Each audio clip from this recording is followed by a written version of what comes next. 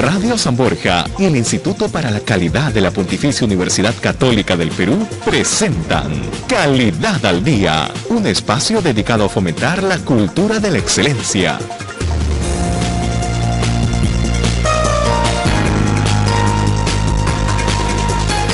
Son las 4 de la tarde con 1 minuto.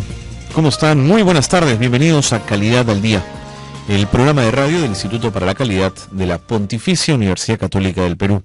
Bienvenidos y bienvenidas, todos y todas. Gracias por estar con nosotros un miércoles más a esta hora. Recuerden que nos pueden seguir en los 91.1 de Radio San Borja, pero a través de internet, en el www.radiosanborja.com. Ustedes entran a la web de Radio San Borja y ahí van a encontrar dos botones, digamos, ¿no? Dos iconos donde pueden hacer clic. Uno de ellos dice radio en vivo. Entonces usted puede seguir el programa siempre con audio a través de internet. Pero también hay la posibilidad que nos pueda ver en vivo a través de la página web de la radio. Entonces hace clic en televisión en vivo y ahí nos puede seguir y vernos si usted también desea, pues eso, no solo escucharnos, sino también estar en contacto con nosotros a través del video.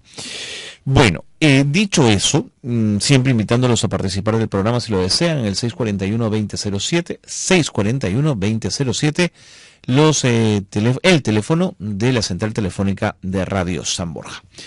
¿Cuál va a ser el tema de hoy? ¿Cuál va a ser el tema del programa? ¿Qué nos vamos a abocar? Bueno, vamos a comenzar hablando de el talento minero, la gestión del talento, y un poco hablar de cuáles son las demandas, qué tipo de profesionales demanda la minería, y preguntarnos un poco si la academia, la universidad está pudiendo abastecer esa demanda. Y si lo está pudiendo hacer, ¿en qué términos lo hace? Porque claro, tenemos sin duda una ligación importante con el trabajo minero. El próximo año creceremos básicamente por las fuertes inversiones en el sector minero, y es un sector al que hay que mirar con atención y dotarlo de profesionales además muy capaces. Entonces vamos a hablar en la primera parte del programa del talento minero, de la gestión del talento, y de todo lo que tenga que ver con la necesidad del sector minero en términos de profesionales de altos ejecutivos, en la selección de ejecutivos y de profesionales. Luego nos vamos a abocar a los tipos de entrevista que hay en el mundo laboral, ¿no es cierto? Las entrevistas se llevan a cabo por representantes de compañías que solicitan a determinados profesionales. Bueno, estas entrevistas están muy bien pensadas, están planificadas, están hechas para obtener de aquella persona a la que entrevistan los datos que se necesita, que la empresa desea conocer, para ver si el profesional que tiene delante es un profesional que le va a servir, al que contratarlo va a ser una buena decisión.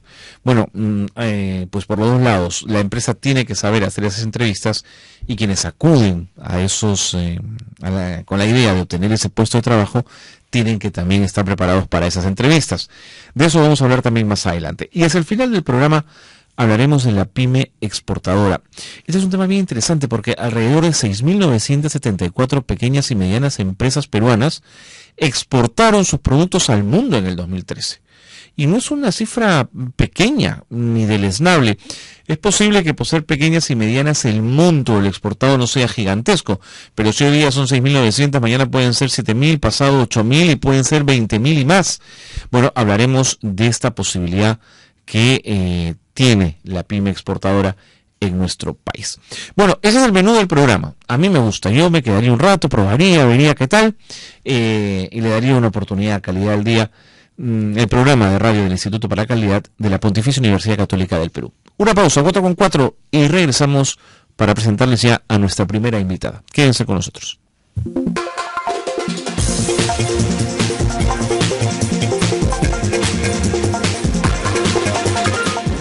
Muy bien, 4 de la tarde con 5 minutos, tal como lo habíamos anunciado, vamos a hablar del talento minero en este primer y segundo bloque de programa, de la gestión del talento, y lo vamos a hacer con Diana Rack. Ella es gerente general de Downing Till. Es una empresa especializada en la búsqueda y selección de ejecutivos y profesionales en general para los sectores minero y energético. También la ingeniería, la construcción, la industria. Diana además es coach ontológica, así que vamos a intentar robarle al final quizás un poquito de esa mirada de coach que tiene. Bienvenida, Diana, gracias por estar con nosotros. Gracias, Carlos. A ver, Cuando la mina o las mineras buscan determinados profesionales, empecemos por los puestos más altos, ¿qué está buscando en términos generales? Bueno, la minería es un sector en el cual tú puedes encontrar un sinnúmero de disciplinas, un sinnúmero de profesiones que se pueden necesitar en digamos una compañía, ¿no? Entiendo. A diferencia de repente de otras industrias que no son tan completas en las necesidades. Entonces, por ejemplo, tú puedes encontrar gente que es de tipo ingenieril, como digamos la operación lo requiere, que generalmente pues estudia carreras técnicas en el sentido de que provienen de algún tipo de ingeniería, o que también pueda ser staff o complementar estas ingenierías como medio ambiente, lo que es seguridad, en fin, ese tipo de disciplinas. Por el otro lado, encuentras que cada vez más, debido a la complejidad de la minería y su entorno, también encuentras carreras que vienen, digamos, más de la rama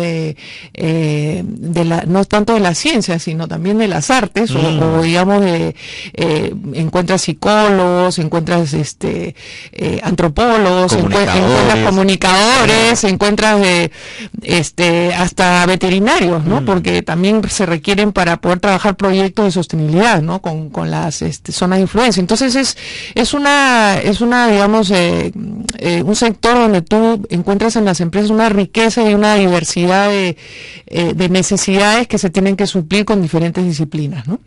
Interesante. Ahora, sin duda el sector minero es uno de los más importantes en la economía peruana. Entonces uno imagina que esta minería, que además crece y que se proyecta en el tiempo y que cada vez tiene nuevos proyectos, va a demandar una gama de profesionales cada vez más calificados.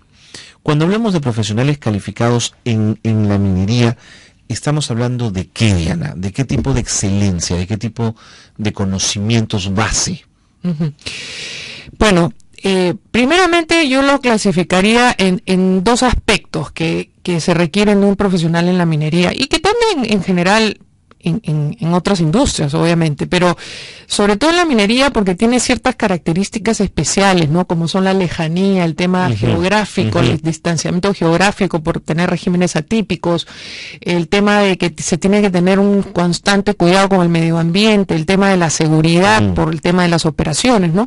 Entonces, hay muchos aspectos que son diferentes de trabajar, por ejemplo, en una compañía de retail o acá un banco, o que están acá en la ciudad y no tienes que trabajar pues a 4.500 metros sobre el nivel del mar. Entonces, yo como te digo clasificaría en dos aspectos. Uno es el aspecto técnico, ¿no? Las habilidades técnicas, y otro es el aspecto más que nada, el aspecto de relacionamiento, ¿no? La parte ya no tanto de la operatividad, sino la parte de la gestión. Cómo tú haces que tu equipo trabaje mejor, cómo tú puedes ser un buen líder gestionando mejor a un equipo y gestionando mejor una organización. Entonces, yo creo que los ejecutivos de hoy en la industria minera cada vez más son los que destacan, son los que realmente manejan ambos. Empiezan sí con una parte técnica cuando son más chicos, obviamente, pero a medida que van subiendo en su trayectoria profesional, cada vez más se van necesitando estos aspectos de gestión que son muy importantes, ¿no? Correcto. Ahora, la academia en el Perú, la universidad en el Perú, tanto como el espacio técnico, ¿están capacitadas, están preparadas, están dotando en este momento al sector minero de profesionales de calidad, o todavía hay muchas brechas en el camino? Hay muchas brechas, se ha avanzado muchísimo, porque en realidad en la minería en el Perú recién tiene como unos más o menos 15 años donde se ha abierto las puertas a la inversión extranjera. Por más de que ya habían algunos silos, como Southern Perú, que sí estuvo durante muchos años, y algunas compañías familiares que sí, a pesar del terrorismo y de todos los desafíos que hemos tenido que enfrentar en estos dos o tres décadas, han salido adelante, pues no ha habido realmente una inversión extranjera para hacer un benchmarking, ¿no? O digamos, hacer un paralelo en cómo se avanzó en el mundo, recién hasta hace 15 años atrás, cuando se empiezan a abrir las puertas para que venga la inversión de afuera y se hacen compañías ya transnacionales que se hacen de empresas acá. Entonces ya cuando empieza a cambiar la cultura, ya no es una cultura vertical que generalmente en generaciones anteriores o también en aspectos tan duros y recios que se vieron en el Perú en algún momento se dieron, hubo mucho paternalismo también de algunas empresas en su momento, que esto también ha ido cambiando, y ahora sí, más que un paternalismo, lo que se busca es la excelencia y que la gente se desarrolle, ¿no? Y que haya una cultura de puertas abiertas, de ser transparente, de poder agregar valor, de poder tener iniciativas. Yo me acuerdo que cuando empecé a trabajar en Antamina el año 98, y justamente Antamina fue uno de los proyectos más grandes que se hicieron en ese momento, y tuvimos que contratar gente de varias compañías mineras, ¿no? Inclusive de otros lugares que no eran compañías mineras, también de la construcción, para trabajar con los equipos móviles y tal. Y tú veías pues una diferencia de cultura gigante alrededor de todas estas empresas que se fueron desarrollando en diferentes partes del Perú. Y una de las cosas que más le parecía raro a los extranjeros cuando venían acá, y porque era una empresa, pues un consorcio extranjero, claro, digamos de inversión extranjera, pero una compañía peruana en el fondo, pero de accionistas extranjeros,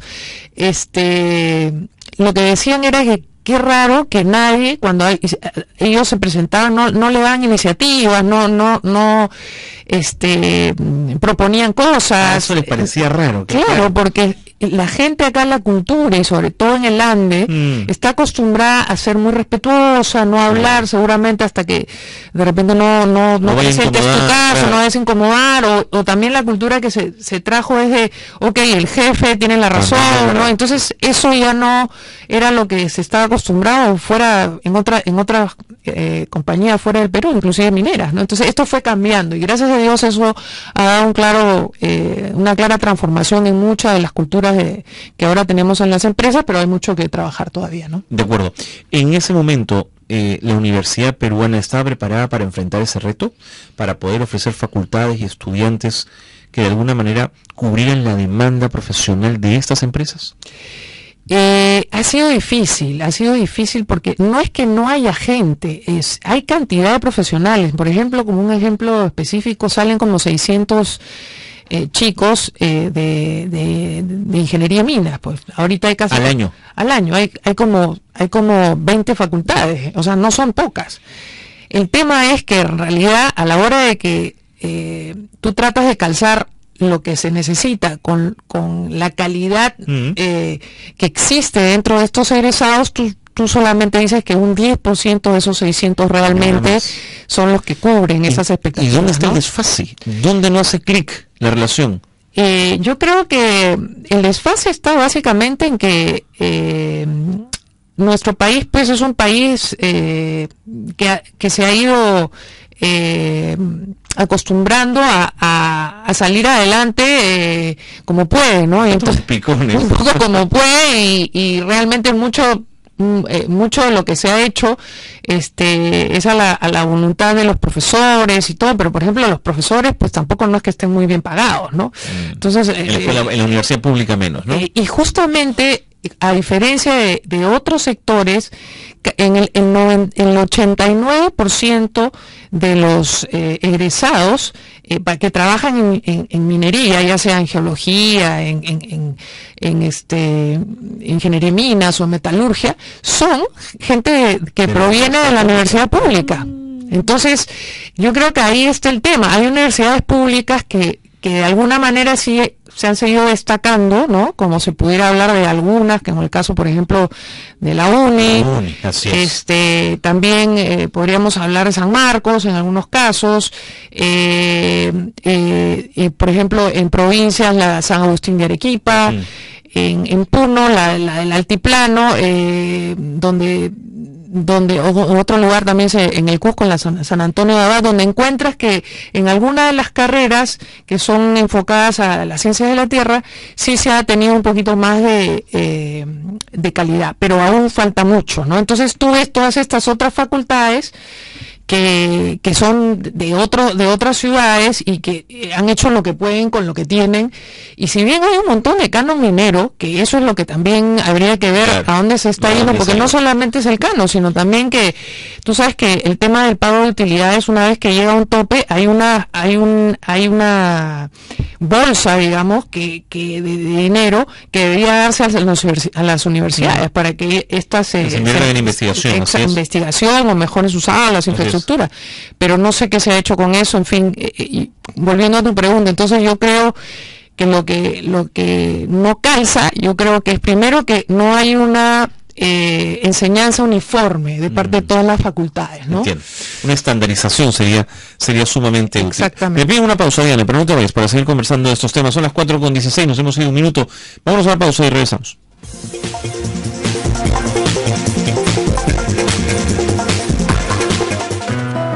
Tips para la calidad. En el camino de la vida no es tan importante la distancia a la que has llegado, sino la dirección que llevas.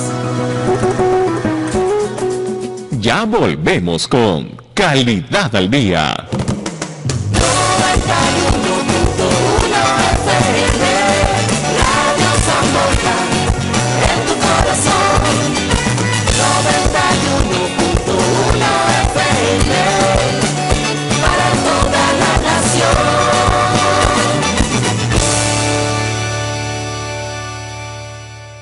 Lleve el show a su casa o empresa. Conjuntos criollos, orquesta digital, equipos de sonido, la hora loca, catering y todo lo que usted necesite para un buen evento. Llámenos al 641-2005. Mediacorp, eventos y espectáculos.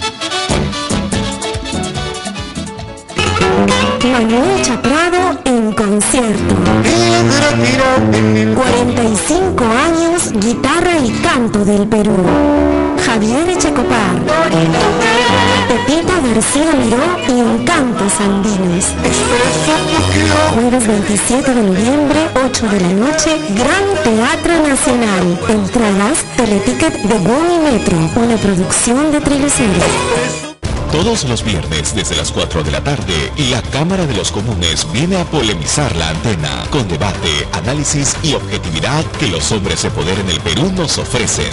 La Cámara de los Comunes, todos los viernes con Gustavo Pacheco en Radio San Borja. Y síguenos en Claro TV, Canal 6, todos los domingos a las 10 de la mañana.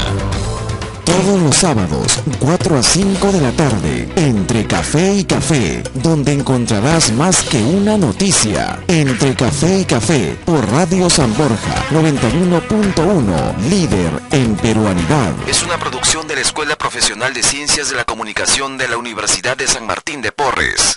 Estás escuchando Radio San Borja, líder en peruanidad. Continuamos con Calidad al Día. Tips para la calidad. La calidad es la búsqueda constante de la perfección.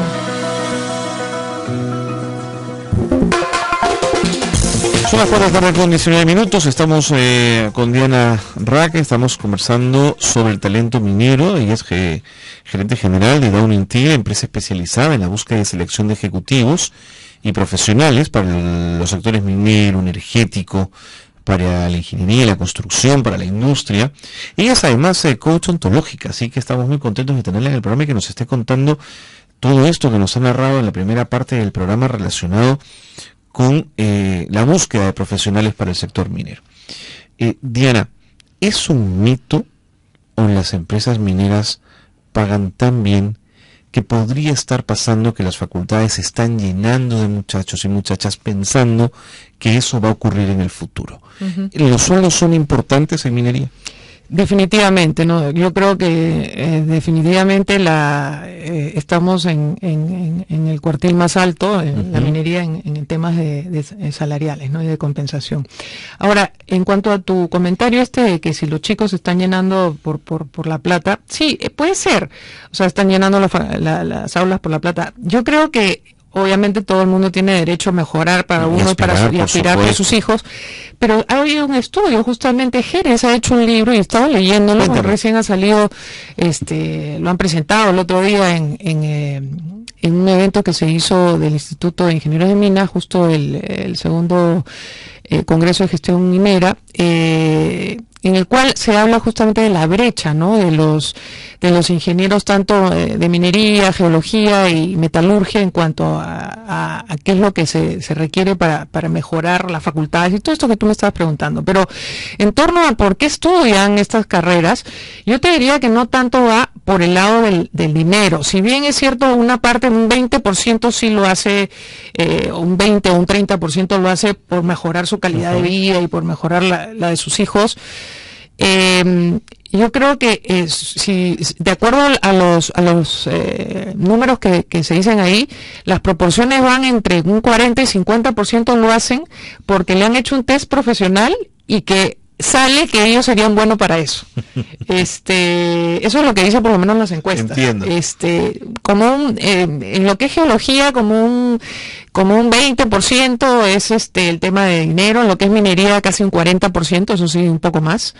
Creo que de repente la parte metalúrgica, no me acuerdo, ¿no? De acá de los datos en la cabeza, pero sí, o sea, no es tanto la parte de dinero, por lo cual los chicos estudian. Mucho tiene que ver también con el tema familiar. De repente muchos de estos chicos son a veces de provincias y su familia, algún primo, algún tío ha trabajado en alguna mina alguna vez y de alguna manera está ligado a ese mundo y le interesa trasladarse a su localidad. Exactamente, también tienen oportunidades en su zona, cosa que les es difícil pues si fuera otro tipo de industria. O sea que sí, hay un interés de parte de eso, pero no es solamente eso, ¿no? Ahora, la gran industria minera, que seguramente seguirá creciendo en nuestro país, se viene Galeno, se viene Tía María, se viene Toromocho el próximo año, son proyectos grandes.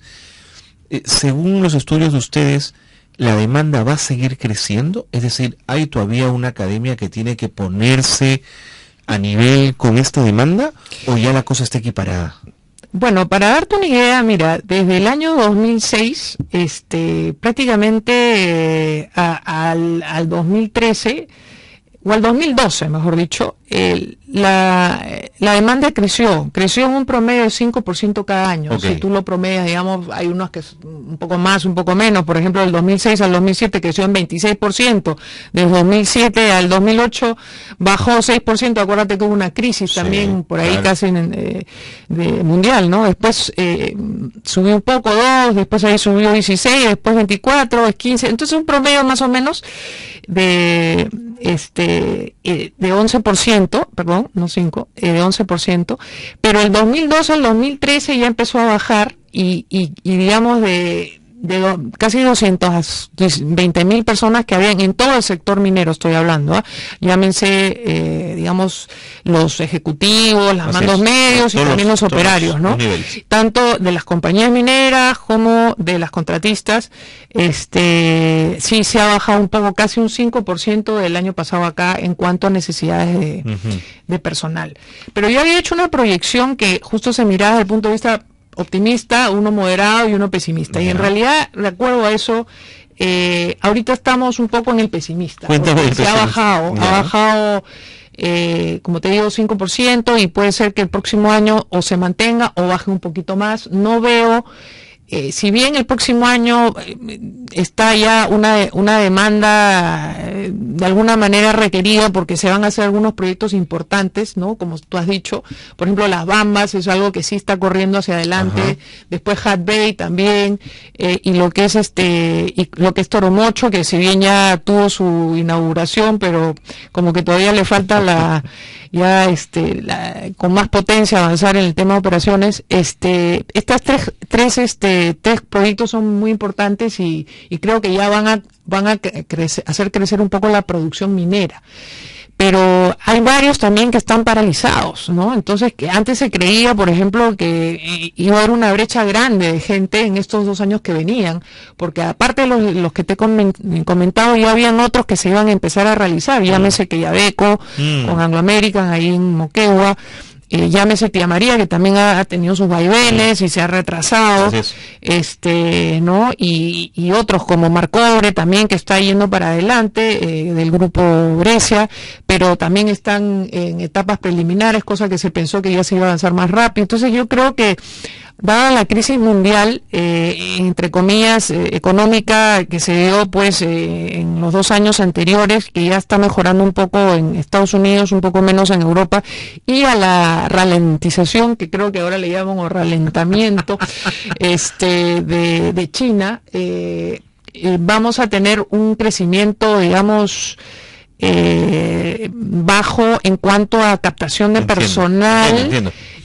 A como hubiéramos pensado si estos proyectos fueran adelante, ¿no? Pero sí, yo creo que hay la gente, pero como te digo, la calidad de gente no hay tanta. O sea, ese 10% o 15 o 20% que realmente es la creme de lo que se necesita, yo creo que sí van a poder cubrirse porque no se dan los otros proyectos que se iban a dar, pero si se hubieran dado todos a la vez, ahí sí hubiera habido un cuello de botella. De acuerdo. Y cuando ocurre ese cuello de botella, ¿a quiénes recurren las empresas? ¿Son profesionales de cualquier parte del mundo? ¿Son latinoamericanos? ¿Hay una preferencia por unos o por otros? Sí, bueno, de preferencia se espera que sean peruanos, ¿no? Porque se privilegia obviamente al personal local. Terreno, además, exactamente. ¿No? Claro. Pero si es que ya no hubiera un expertise específico por A, B o C, se recurre ya como siguiente paso a Latinoamérica. Por el hecho de que, bueno, hablas el idioma, la cultura es similar, hay más cercanías, y los países donde más minería hay, pues, están en México, en lo que es Chile. Lo que es, en Argentina hubo un poco, pero, digamos, todavía le falta un poco más, es más, ahí nos jalaba un poco gente peruana.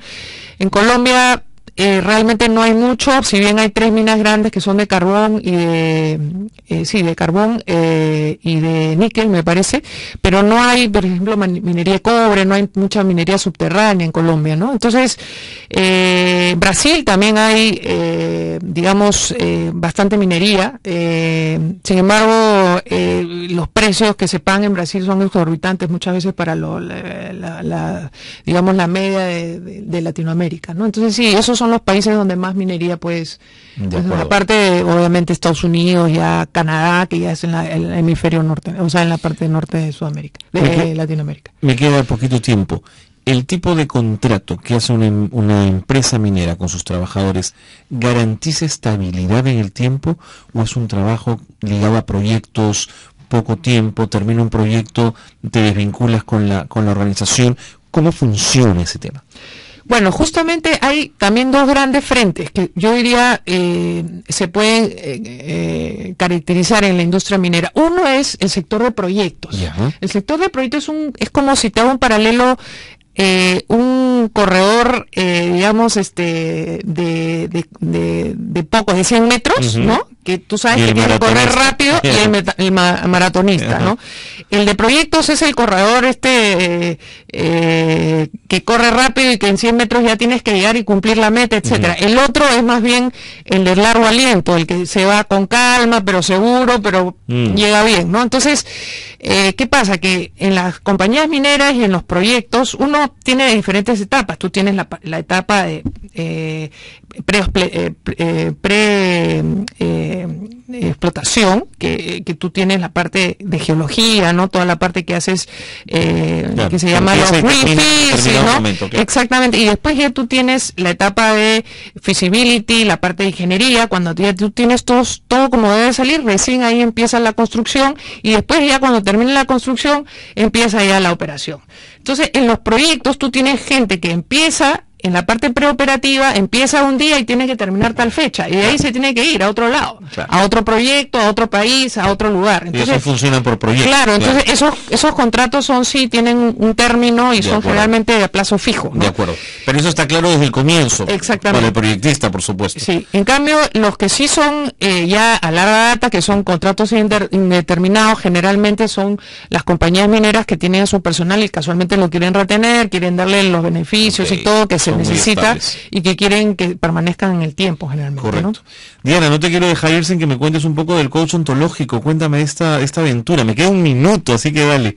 Bueno, el coach ontológico, como su nombre lo dice, ontología, ontos viene del ser y logos viene del descubrir. Entonces tiene que ver con el descubrimiento del ser. Y se trata de abrir posibilidades donde tú antes no sabías cómo abrírtelas. Entonces, antes tu vida ha transcurrido de una manera que te servía y pudiste sobrevivir así. Pero ahora te das cuenta que con las herramientas que tienes y con la forma de ser que tienes ya no te es suficiente y tienes que aprender. El coaching se trata de aprendizaje. A diferencia de la terapia de alguna manera es un tema que tiene que ver con una cura, con una sanación. En cambio, el coaching no busca que te sanes necesariamente, puede ser que se dé en el proceso, pero busca que tú aprendas algo que antes no lo pudiste aprender para que puedas hacer cosas que no podías hacer. De acuerdo. Entonces, eso tiene que ver con cómo tú puedes abrirte espacios donde antes no podías y poder ser más feliz. Entonces, Estupendo. eso se da en diferentes ambientes, ¿no? Pues mucha suerte también en el coach ontológico. Muchas gracias. Diana, por Ok, haberte un gusto chao, haberte chao. conocido. 4:31, estamos volando en tiempo. Nos vamos a la pausa y regresamos.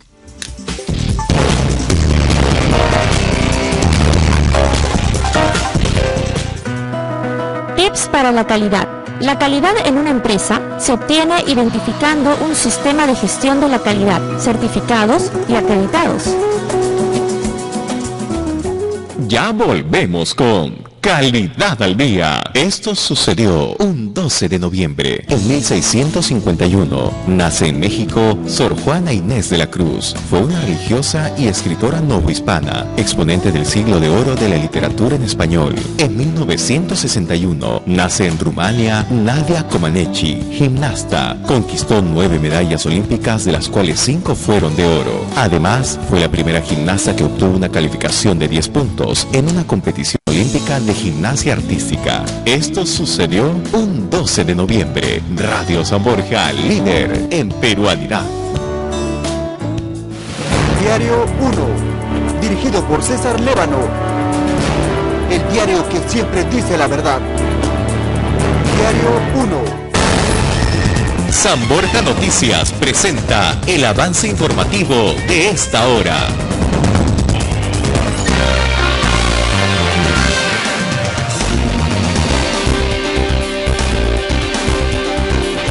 Buenas tardes, bienvenidos a la información. Martín Belaún del Ocio no se esconde en Madre de Dios, afirmó el ministro del Interior Daniel Urresti, quien detalló que un equipo de la policía se trasladó a esa zona a fin de verificar si la información que dio el ex asesor legislativo Daniel Abogataz era cierto.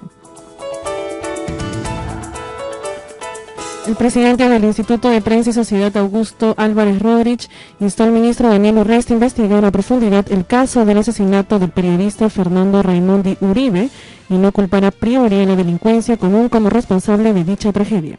Yo no estoy en condiciones de poder afirmar si estamos hablando de un asesinato de la delincuencia común o de algún caso de sicariato como consecuencia de las investigaciones que estaba realizando este muchacho, pero lo que hay son indicios, por un lado, de que entre varias tiendas escogen esa, segundo, que no roban los asaltantes y tercero, la investigación que realizaba. Por tanto, yo pediría que el Ministerio del Interior tome con mucho cuidado este caso y no sea tan rápido en decir que es un caso de delincuencia común y caso cerrado. Continuamos con más información en los 91.1 de Radio San Borja. En deportes, Brasil goleó a Turquía 4-0 con doblete de Neymar en amistoso disputado en Estambul, desde que Dunga asumió como seleccionador tras la pésima campaña que realizaron en el Mundial 2014. Brasil hasta ahora se mantiene invicto. Con más información regresamos en 30 minutos. Sigue en sintonía de Radio San Borja 91.1, líder en peruanidad. Cada 30 minutos, Radio San Borja te informa de todo el acontecer nacional, internacional y deportivo. San Borja Noticias. Síguenos también en Facebook, Twitter y en www.radiosanborja.com. Continuamos con Calidad al Día. Tips para la calidad. El Sistema Nacional de la Calidad se basa en procesos de estandarización, metrología, acreditación, certificación y fiscalización.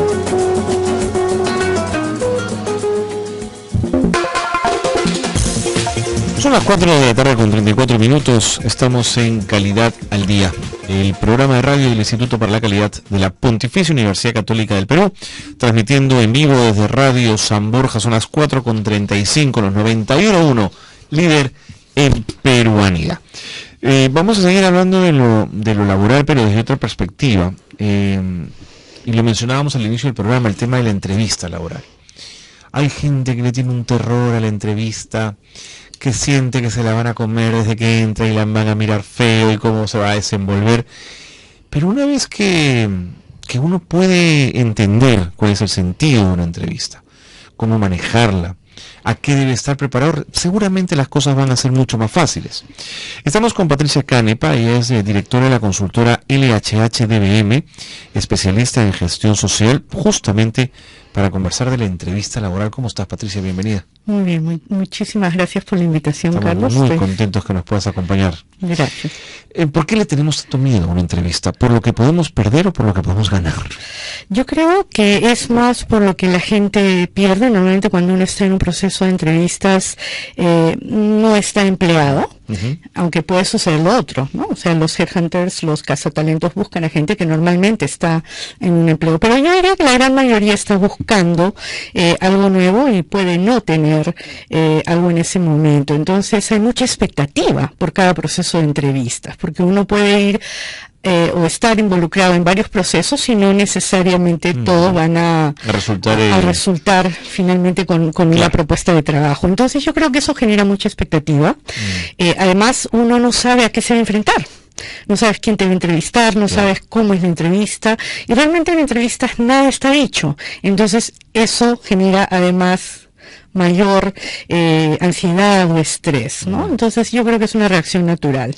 Un responsable de una empresa de hacer estas entrevistas, o a veces cuando la tercerizan, porque también hay empresas especializadas en ello, nota cuando alguien está con miedo, cuando alguien está ansioso. ¿Eso es absolutamente visible? Suele serlo, porque uno a veces no se da cuenta de que en efecto está transmitiendo nervios, ¿no? Puede empezar con el saludo, que por los nervios o lo haces muy muy fuerte o muy fofo, o las manos, la humedad de las manos, puede ser que incluso puedas tener destellos de sudor que empiezan a salir, o en verano sobre todo, ¿no? Las camisas a veces hasta se humedecen. Entonces sí hay maneras de que las personas sepan. También a veces a la gente se le quiebra la voz, ¿no? Entonces hay que saber lidiar con estas cosas y estar preparado para enfrentar la entrevista. Yo creo que si las personas se preparan con anticipación, pueden ir y realmente hasta disfrutar un proceso de entrevistas. Eso iba a decir. Ahora, ¿qué significa prepararme para una entrevista? Y esto es algo que no mucha gente hace, ¿no? Entonces tenemos que estar conscientes que si queremos el puesto, tenemos que poner nuestro mejor esfuerzo por preparados. Muy bien. Entonces, empiezo por investigar a la empresa. Eso es clave. Donde estoy postulando. Tengo que conocer la empresa muy bien, tengo que saber, por lo menos haber revisado la página de internet, si es posible, y tengo acceso, ver la parte financiera también, para ver cómo está la empresa, ver en qué tipo de actividades están involucrados, incluso fuera del negocio principal, para ver si tengo cosas en común. Eso es por el lado de la empresa. Tengo que saber sus competencias, sus productos. Si quiero ir súper bien preparado y sé que es una empresa, por ejemplo, de consumo masivo, puedo ir al mercado o a todos los canales de distribución realmente para ver cómo están los productos, cómo está la distribución, hablar con algunos de los clientes de la empresa, y ver también además en el campo cómo está la competencia. De acuerdo. Y eso puede ser un factor determinante, ¿no? Una vez tuvimos un caso de dos candidatos muy fuertes que estaban compitiendo para una posición de marketing, y uno de ellos hizo precisamente eso. Y cuando le preguntamos a la persona, ¿cómo escogiste entre dos candidatos tan buenos? Me dijo, fue fácil porque uno de ellos fue un paso más allá y me hizo toda una presentación con lo que había encontrado en el campo. Entonces esa persona ganó el puesto porque efectivamente marcó la diferencia en lo que hace y se preparó. Se preparó muy bien. Tienes que también prepararte conociendo a quién te va a entrevistar. A veces estas llamadas que nos llegan al celular o en la casa nos agarran un poco fríos y simplemente anotamos dónde tenemos que ir, y a qué hora. Así es. Es importante saber con quién te vas a entrevistar. Yo te creo, eso es un dato interesante. ¿No? Entonces, si yo me voy a entrevistar con Carlos Cornejo, lo primero que voy a hacer, por ejemplo, es mover mi red para ver si alguien lo conoce, entrar a LinkedIn para ver su perfil, para saber si hay algunos puntos en común, si quizás conocemos a gente en común. Entonces, quiero prepararme, y si conozco a alguien que ha trabajado en la empresa y no es un proceso confidencial, quizás puedo preguntar, si es un proceso abierto, preguntar sobre el entrevistador para prepararme mejor. Ese dato me lo pueden dar entonces. Claro, o sea, por ejemplo, si te va a entrevistar fulano, mengano, te lo van a decir. Claro, te pueden decir, a lo más si no quieren darte mayor detalle porque están apurados, que suele ser el caso, no es porque no quieran decírtelo, sino tú tienes todo el derecho de preguntar con quién te vas a entrevistar. Correcto. ¿No? Patricia, un indicador de éxito personal es contar cuántas entrevistas de trabajo hice al año. Yo no sé. Yo diría que un indicador personal sería más qué tanta efectividad tuve con todos los procesos de entrevistas, ¿no? Si es que tú puedes ser muy solicitado y ir a 50 entrevistas, pero sin ninguna calza finalmente, si no recibes una propuesta... ¿Qué tipo de éxito es ese? Claro, puede ser que tu currículum sea interesante, puede ser que conozcas y tengas muchos contactos, lo cual va a generar las entrevistas, pero si no eres invitado a seguir en el proceso o te quedas en la parte final, entonces ahí habría que ver, ¿no? De acuerdo. Hemos hablado de los ansiosos y los nerviosos, pero no hemos hablado del otro extremo, los autosuficientes. Así es. ¿Cómo los ven en las entrevistas? Yo te diría que cualquier extremo es negativo.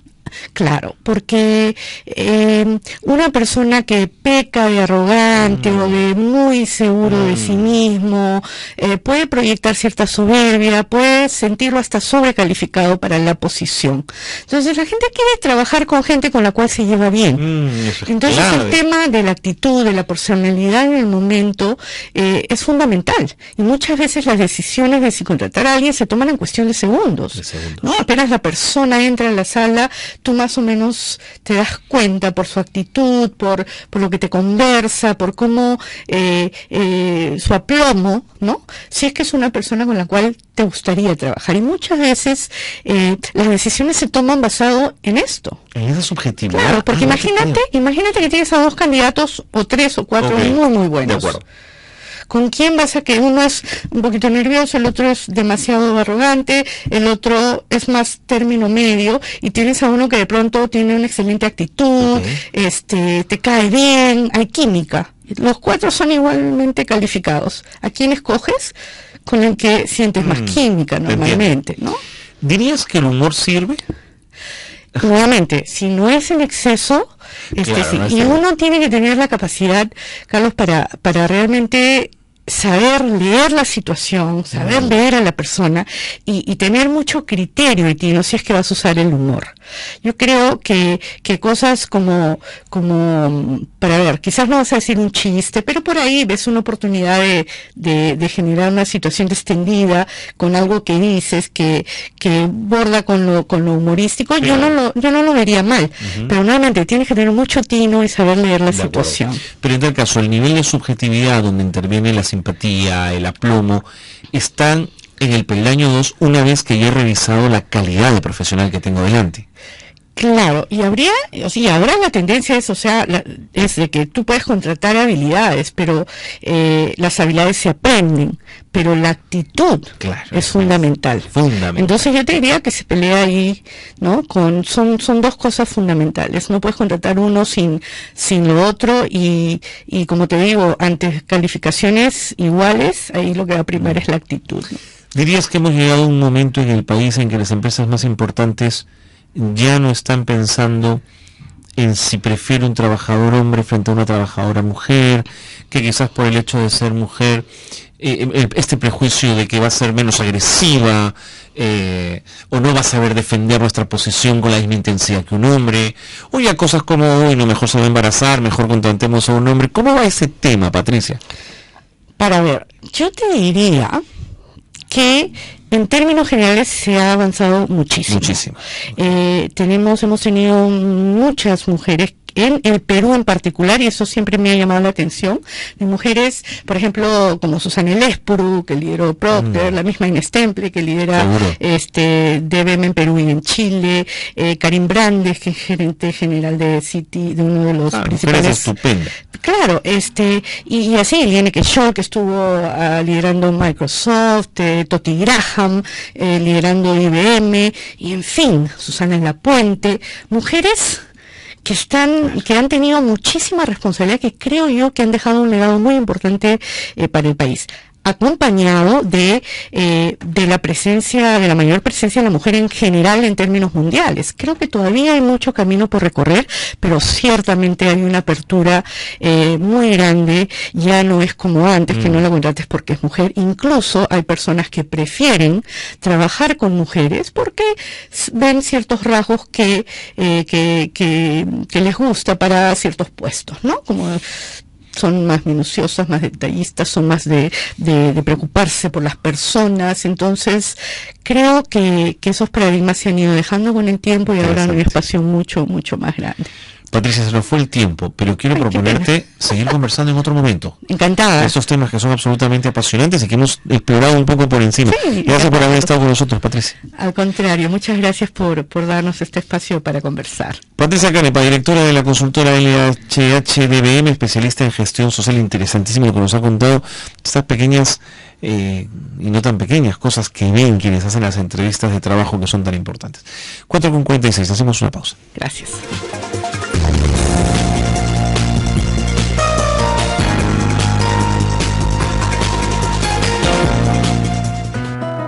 Tips para la calidad. Una norma es de carácter voluntario, un reglamento técnico es una norma pero de carácter obligatorio. Ya volvemos con Calidad al Día. 91.1 FM, Radio San Borja Identidad. 91.1 FM, líder en peruanidad. De lunes a viernes a las 9 de la noche, Nuevos Líderes para un Nuevo Mundo. Programa educativo con temas empresariales, con la dirección de Julio García. Gracias a Universidad de las Américas, Instituto CIMAS, Academia Precadete Pedro Paulet, Centros Educativos María de los Ángeles y Mi Pequeño Universo. Una realización del Grupo Las Américas. Todos los sábados de 4 a 5 de la tarde, Entre Café y Café, donde encontrarás más que una noticia. Entre Café y Café, por Radio San Borja, 91.1, líder en peruanidad. Es una producción de la Escuela Profesional de Ciencias de la Comunicación de la Universidad de San Martín de Porres. Hola amigos, soy Gisela Sotelo y los invito a escuchar su programa Causa Común, donde analizaremos junto a mis invitados la realidad nacional. Habrá entrevistas, debate, polémica y lo más importante, tu participación. Causa Común, de lunes a viernes desde las 11 y los sábados desde las 9 de la mañana por Radio San Borja. Estás escuchando Radio San Borja, líder en peruanidad. Continuamos con Calidad al Día. Tips para la calidad. En el Perú existen 787 empresas con certificaciones ISO en sus diferentes rubros y/o ítems.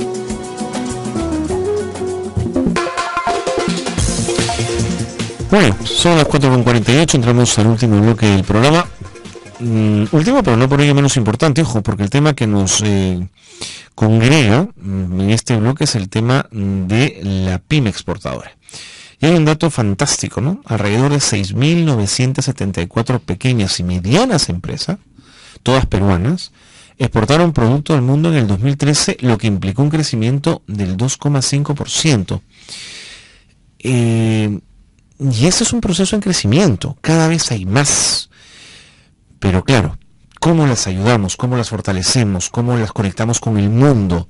¿Cómo hacemos que su producto sea de más calidad en un programa como este, que está tan ligado a la calidad? Jorge García es presidente de PymeAlex y está aquí justamente para contarnos de todo esto. Bienvenido, Jorge, gracias por estar con nosotros. Gracias, Abel, por la invitación. Vamos a tenerlo aquí. 6.974 pequeñas y medianas empresas exportadoras, ¿son muchas o son pocas? A ver, creo que es una buena pregunta y creo que acá tenemos dos miradas. Podría parecer una cifra pequeña, pero creo que es importante mirar un poco más al fondo, porque si retrocedemos en el tiempo hace 5 o 7 años, no llegamos ni a 1000. Ah, mire. ¿No? Entonces, el crecimiento, uno podría también decir que ha sido un crecimiento importante, pero entrar en el mundo del comercio exterior requiere varios factores. No solamente el tema de hacer gestión, sino el tema de desarrollo de producto, el tema de lo que son tendencias, ¿no? El tema de definir grupos objetivos, el tema de precios, en realidad una serie de elementos que son súper importantes para que tu producto tenga éxito en el mercado internacional. Más aún si hablamos de empresas pequeñas y medianas, en donde todavía tenemos debilidades, ¿no? Y donde probablemente tengamos precios que no sean lo suficientemente competitivos en el mercado internacional. Por eso es que creo que es un logro muy importante que seamos más de 6.000 empresas exportadoras en el país. ¿Cuáles son las debilidades que hoy tiene la pyme para exportar? A ver, tenemos 3 focos importantes. Primero, que es el tema de financiamiento. El acceso al crédito. Acceso al crédito. Lamentablemente todavía el costo del dinero para este sector es el más alto en el mercado. Aún existiendo empresas de microfinanzas, incluso la banca teniendo secciones de microfinanzas, sigue siendo un problema. Sigue siendo un problema y lo que notas me permite hacer una reflexión, por favor, porque creo que es importante. El sistema financiero no está muy conectado con el concepto de lo que son las microfinanzas. Ellos piensan que decir microfinanzas significa prestarte poco. Y ese no es el concepto de las microfinanzas. El tema de las microfinanzas pasa por un tema de costo del dinero, ¿no?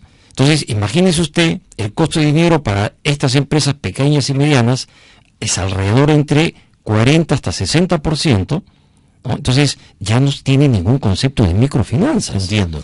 Entonces, o sea, el préstamo se termina comiendo todo el trabajo. Las empresas trabajan para los bancos. Claro. ¿No? Entonces, y eso va generando pues un problema serio en las empresas, porque cada vez, en la medida que tienen posibilidad de seguir exportando y no cuentan con suficientes espaldas financieras, lo que tienen que hacer es recurrir al sistema financiero. ¿No? Y entonces, ¿en qué caemos? Caemos en lo que siempre hemos hablado nosotros. Si no generamos políticas promotoras para el sector de las pymes, por eso es que tenemos esta tremenda informalidad en el país. 3 focos. 1, las microfinanzas. 2, desarrollo de mercados.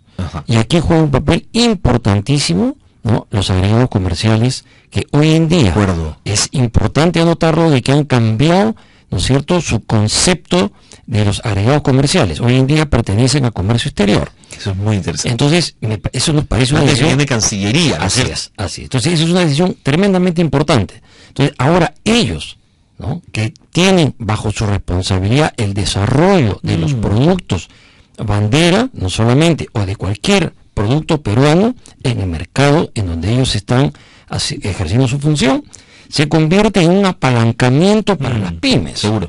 ¿No? Entonces, el tema de lo que es búsqueda de mercado, el tema de lo que es competencia en el mercado de destino, ¿no?, tiene que jugar un rol sumamente importante nuestros agregados comerciales. Tercer problema. Y el tercer problema es un problema de gestión.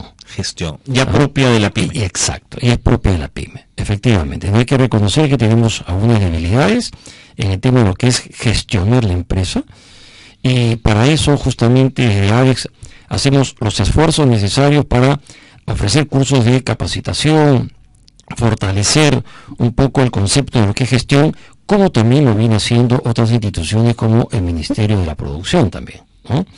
Entonces, estos 3 campos son los más importantes, digamos, para hacer un primer diagnóstico respecto a cuáles son las debilidades más marcadas de las pymes, ¿no?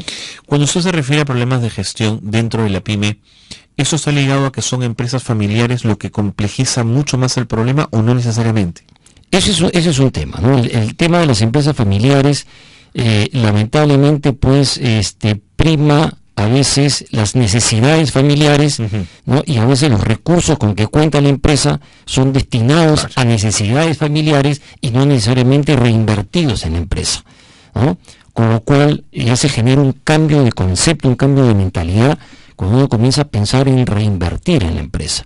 Entonces, por ahí tenemos que trabajar, ¿de verdad? 1. 2, tenemos que trabajar también en el tema de la innovación, ¿no? O sea, no se trata solamente de ver qué es lo que a mí se me ocurre, sino qué es lo que el mercado necesita. Claro. ¿No? Y esa es la mirada que hay que darle, ¿no? A estas empresas que quieren exportar. Pero eso te obliga a explorar, a ser estratégico en tus decisiones empresariales. Ese es un problema en la pyme todavía. Esa es gestión. Claro. ¿No? Ahí vamos al tema de lo que es gestión, ¿no? Entonces, el uso, por ejemplo, de las herramientas tecnológicas, ¿no? Si uno quiere ser un exportador, estás conectado con diferentes mercados, ¿no? A veces cercanos y a veces distantes. Las herramientas tecnológicas son un apoyo muy importante para el trabajo. Entonces, el uso de las herramientas tecnológicas todavía es bajo, ¿no? En este segmento.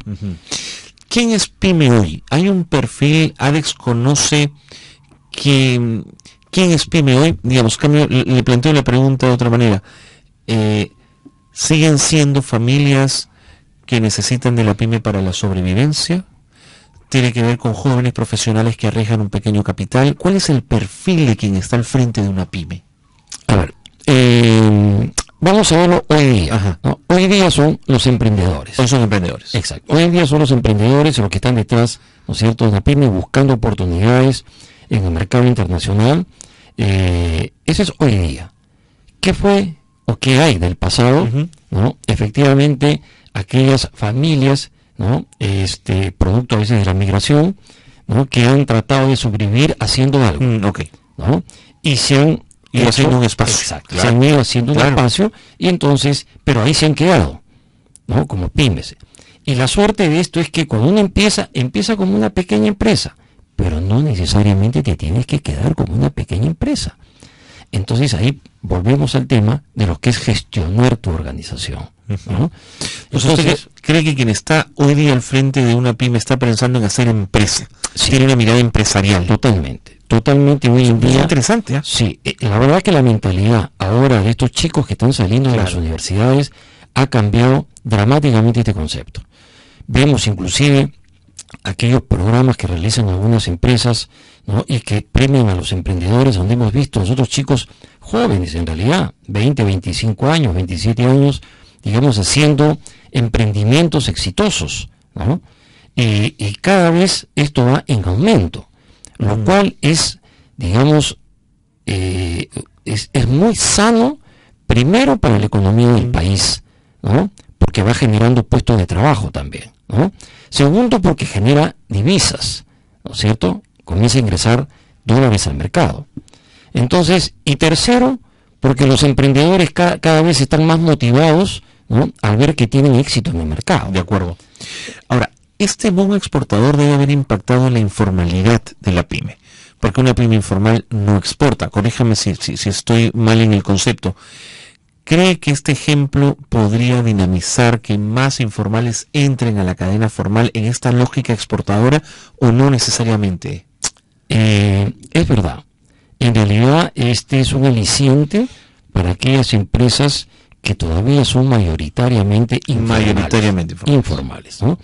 El último reporte del Banco Mundial habla de la informalidad en el país casi de un 70%. Es impresionante, ¿no?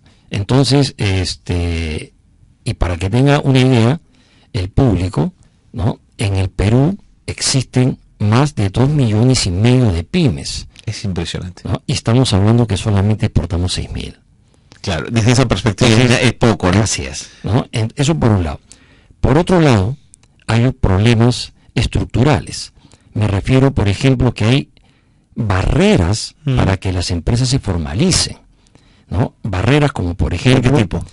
Primero, la tramitología. Bueno, ¿no? Ese es un tema. Ese es un dolor de cabeza, en realidad, tremendo, ¿no? Para todos aquellos que quieren empezar una oportunidad de negocio.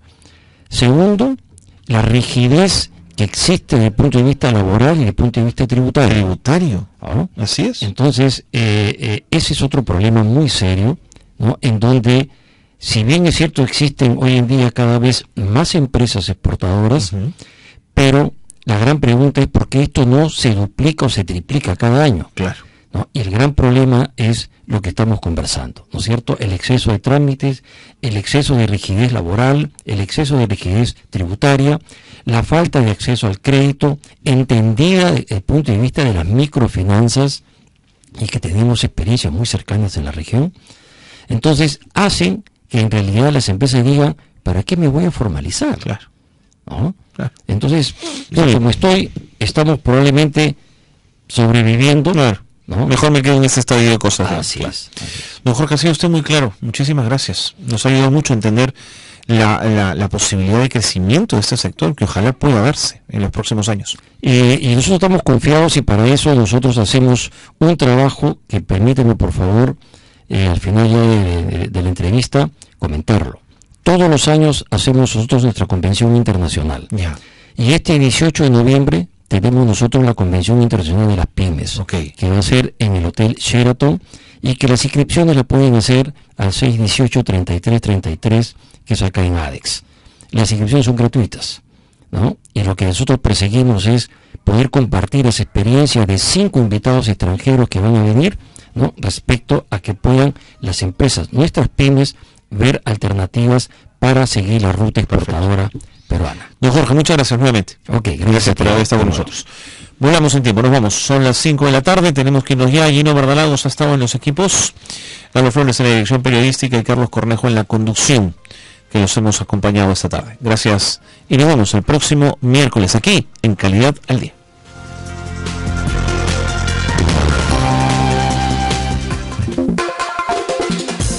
Radio San Borja y el Instituto para la Calidad de la Pontificia Universidad Católica del Perú presentaron Calidad al Día, un espacio dedicado a fomentar la cultura de la excelencia. Los esperamos el próximo miércoles a las 4 de la tarde, aquí en Radio San Borja 91.1, líder en peruanidad.